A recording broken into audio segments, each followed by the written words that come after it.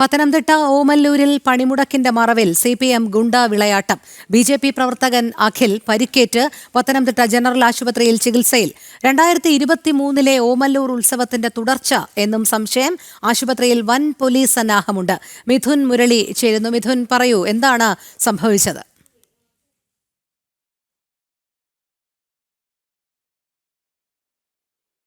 Rohini, അഖിലിപ്പോൾ Pathanamthitta general ആശുപത്രിയിലാണ് ചികിത്സയിലുള്ളത്. അഖിലിന്റെ അമ്മയും ഒപ്പമുണ്ട്. അഖിലിന്റെയും അമ്മയുടെയും മൊഴി പോലീസ് രേഖപ്പെടുത്തിക്കൊണ്ടിരിക്കുകയാണ്. ഇന്ന് ഉച്ചയ്ക്ക് 3 മണിയോടെയാണ് സംഭവം. അഖിലിന്റെ അമ്മയിൽ നിന്നും മനസ്സിലാക്കാൻ കഴിയുന്നത് വൈകിട്ട് 3 മണിയോടെ ഒരു സംഘം ആളുകൾ, അത് CPM പ്രാദേശിക പ്രവർത്തകരാണ് എന്ന് അഖിലിന്റെ അമ്മയിൽ നിന്നും മനസ്സിലാക്കുന്നുണ്ട്.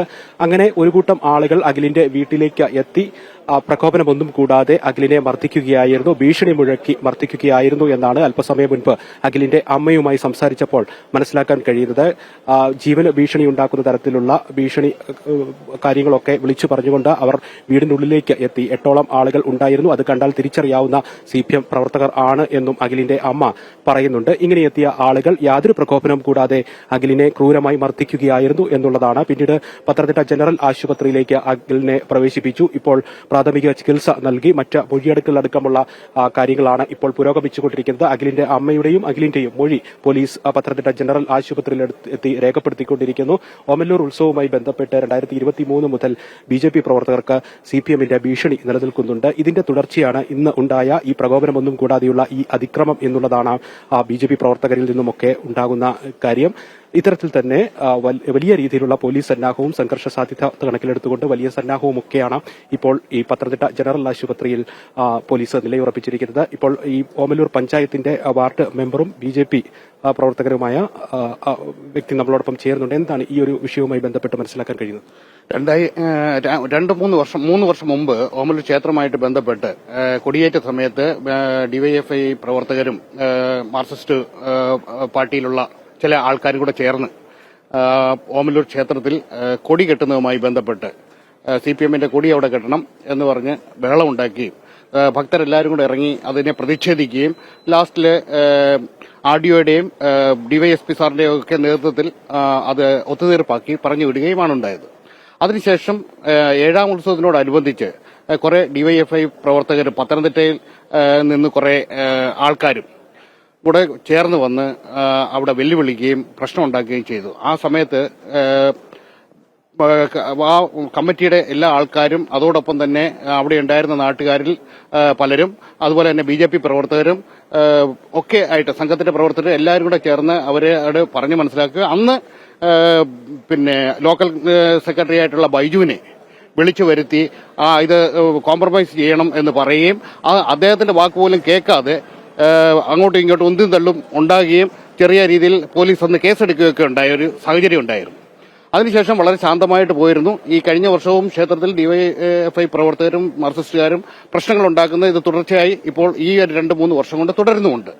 അതിന്റെ ഭാഗമായിട്ട് ഇന്നത്തെ ഹർത്താലിന്റെ മറവിൽ ഈ കുറെ DYFI പ്രവർത്തകർ ഈ അഖിലിന്റെ വീട്ടിൽ ചെല്ലുകയും വീട്ടിൽ ചെന്ന ബൈക്കൊക്കെ വെളിയിൽ വെച്ചിട്ട് അതിന് മുമ്പായിട്ടൊരു കാറ് പോയി എന്നാണ് അവിടുത്തെ നാട്ടുകാരിൽ നിന്ന് അറിയാൻ കഴിഞ്ഞത്. ആ കാറ് കൃത്യമായിട്ട് അഖിൽ അവിടെ ഉണ്ട് എന്നുള്ള ഇൻഫർമേഷൻ കൊടുത്തിട്ടുണ്ടാവും. കുറച്ച് കഴിഞ്ഞപ്പോൾ ഏതാണ്ട് 4 ബൈക്കോളം അവിടെ വരികയും ആ ബൈക്ക് അവിടെ നിർത്തി വീട്ടിൽ നിന്ന് വിളിച്ചിറക്കി അന്നത്തെ അമ്പലത്തിലെ പ്രശ്നം പറഞ്ഞുകൊണ്ട് സംഘർഷം ഉണ്ടാക്കുകയും ചെയ്യുകയായിരുന്നു. അമ്മ ഓടി വന്നു, അമ്മയെ തെള്ളിയിടുകയും അതുപോലെ തന്നെ നിന്നെ കൊല്ലുമുട എന്നാണ് അറിയാൻ കഴിഞ്ഞത് എന്ന് ആക്രോശിച്ചുകൊണ്ട് വടിവാൾ വീശുകയും ആദ്യത്തെ വെട്ടിനെ മാറുകയും രണ്ടാമത് വെട്ട് സാരമായ പരിക്കുകളോടെ രക്ഷപ്പെടുകയാണ് ഉണ്ടായത്. നാട്ടുകാരൊക്കെ വീഡിയോ എടുക്കുന്നു എന്നൊക്കെ കണ്ടത് കൊണ്ടായിരിക്കണം അച്ഛനും ഒക്കെ ഓടി വരുന്ന ആ അവസരത്തിൽ ഇവരവിടുന്ന് ഓടിപ്പോവായിരുന്നു, ബൈക്ക് പോലും ഉപേക്ഷിച്ച്. പോലീസുകാർ വന്ന് അവിടെ കൃത്യമായിട്ട് മാസ്റ്റർ തയ്യാറാക്കിയിട്ടുണ്ട്. ആ ബൈക്ക് ഇപ്പോൾ പോലീസ് സ്റ്റേഷനുണ്ടെന്നാണ് അറിയാൻ കഴിഞ്ഞത്. അഖിലിന്റെ അമ്മയുമായി സംസാരിച്ചപ്പോൾ ഇത് കണ്ടാലറിയാവുന്ന ആളുകളാണോ? CPM പ്രവർത്തകരാണോ? അതെ. അഖിലിന്റെ അമ്മയുമായി സംസാരിച്ചപ്പോഴും അഖിലുമായി സംസാരിച്ചപ്പോഴും പറയുന്നത് കണ്ടാൽ അറിയാവുന്നവർ തന്നെയാണ് CPM പ്രവർത്തകരാണ്. CPM പ്രവർത്തകര്. അതിനകത്തിൽ 6 പേരെ കൃത്യമായിട്ടും അറിയാം. ബാക്കിയുള്ള 2 പേരെ അല്പം സംശയമുണ്ട് എന്നുമാണ് അറിഞ്ഞത്. സജീവ CPM പ്രവർത്തകരാണ് ഇവർ. അതെ, സജീവ CPM DYFI പ്രവർത്തകരാണ്. നേരത്തെ എന്തെങ്കിലും ഭീഷണി മുഴക്കോ അങ്ങനെ എന്തെങ്കിലും കാര്യങ്ങൾ അഖിൽ നിന്നോ അമ്മയിൽ നിന്നോ പറഞ്ഞ് കേട്ടിട്ടോ? അങ്ങനെയൊന്നും പറഞ്ഞു കേട്ടിട്ടില്ല. ഇത് ഈ ഒരു ഹർത്താലിന്റെ മറവിൽ ഒരു ഗുണ്ട ഇത് ഇങ്ങനെയുള്ള ഇത് ചെയ്യുക എന്നുള്ള ഒരു ലക്ഷ്യത്തോടു കൂടിയായിരിക്കും ഇവർ മദ്യപിച്ചിട്ടുണ്ടായിരുന്നു എന്നാണ് അറിയാൻ കഴിഞ്ഞത്. കാരണം ഈ ബൈക്കൊക്കെ പരിശോധിച്ചതിൽ നിന്നും പോലീസിന് മദ്യക്കുപ്പികളൊക്കെ കിട്ടിയിട്ടുണ്ടെന്നാണ് അറിയാൻ കഴിഞ്ഞത്. അപ്പോൾ നിലവിലെ സാഹചര്യം എങ്ങനെയാണ്? അഖിലിന്റെ ആരോഗ്യാവസ്ഥയൊക്കെ എങ്ങനെയാ? ആരോഗ്യസ്ഥിതി മോശമാണ് എന്ന് പറഞ്ഞാൽ ഒരുപാട് ക്രിട്ടിക്കൽ അല്ല. പോലീസ് മൊഴി മറ്റു നടപടികളൊക്കെ ഏകദേശം രേഖപ്പെടുത്തി, അഖിലിന്റെ രേഖപ്പെടുത്തി. അതോടൊപ്പം തന്നെ ഇപ്പൊ അഖിലിന്റെ അമ്മയുടെ മൊഴി രേഖപ്പെടുത്തിക്കൊണ്ടിരിക്കുന്നു. ബി.ജെ.പി. പ്രവർത്തകനാണ്. അപ്പോൾ ബി.ജെ.പി. എതിരെ ഏതെങ്കിലും പ്രതിഷേധം അങ്ങനെയെങ്കിലും? തീർച്ചയായിട്ടും ഇന്ന് വൈകുന്നേരം ബി.ജെ.പി. പ്രവർത്തകരുടെ ഒരു ശാന്തമായ ഒരു പ്രതിഷേധം ഉണ്ടാവും.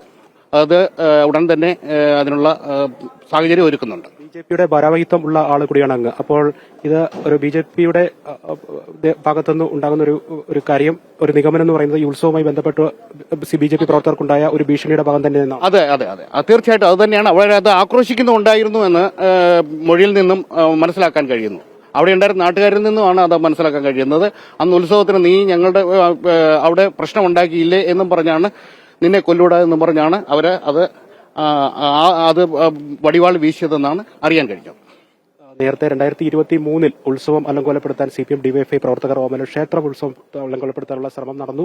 അതിന്റെ ഭാഗമായിട്ട് ഉണ്ടായ ആ പ്രതികാര നടപടിയാണ് ഇപ്പോഴും തുടരുന്നത്. അങ്ങനെയാണ് ഇന്ന് വൈകിട്ട് 3 മണിയോടുകൂടി അഖിലിന്റെ വീട്ടിലേക്ക് CPM DYFI പ്രവർത്തകർ വാഹനത്തിൽ എത്തി ഒരു കൂട്ടം ആളുകൾ ആക്രോശിച്ചുകൊണ്ട് ഭീഷണി മുഴക്കിക്കൊണ്ട് കൊല്ലുമെന്ന് ഭീഷണിപ്പെടുത്തിക്കൊണ്ട് അഖിലിന്റെ വീട്ടിലേക്ക് എത്തി അഖിലിനെ ക്രൂരമായി മർദ്ദിച്ച് ഇപ്പോൾ ആശുപത്രിയിലേക്ക് അഖിലിനെ മാറ്റിയിരിക്കുന്നത്. പ്രാഥമിക ചികിത്സകൾ നൽകിയിട്ടുണ്ട്.